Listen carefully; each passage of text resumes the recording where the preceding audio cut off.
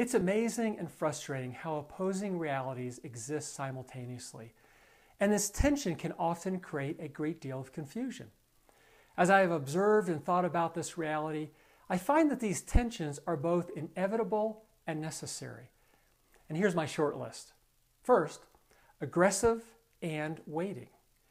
We must not call an unwillingness to move waiting on God, nor should we design our own destiny through manipulation and striving and call it God's will. We must move with passion and intentionality toward the things that God has put on our heart, but with an attentive ear and eye towards God, understanding that what we know now is partial and incomplete and perhaps a little misdirected.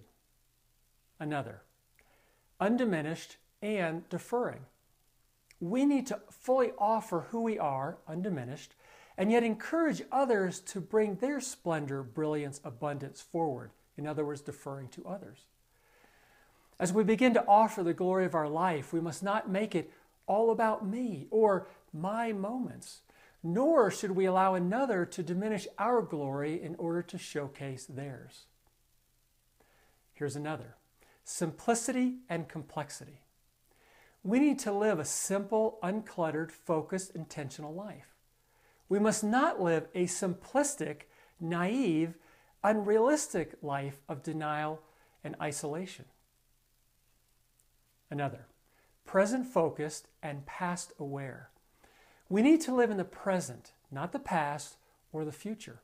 However, we need to own our past by dealing with the effect it has had on us, learning from it, and observing the trajectory God has us on now and in the future. One more, joy and sorrow. We must pursue the joy of the Lord, not settling into pessimism or fatalism. But we must also not pursue a life of pleasure, becoming narcissistic, closing our hearts to the lives, pain, and suffering of this world. Okay, I have one more. Together and alone. We can't understand ourselves, the world we live in, or the love of God alone. We must let the lives of others intermingle with our own. We can't understand the heart of God or our own heart if we are always in the swirl of others. We must disengage and quiet our heart in order to hear our life speak and hear the voice of God. You see, tension creates a need for guidance, protection, wisdom, self-examination, and counsel. In other words, God.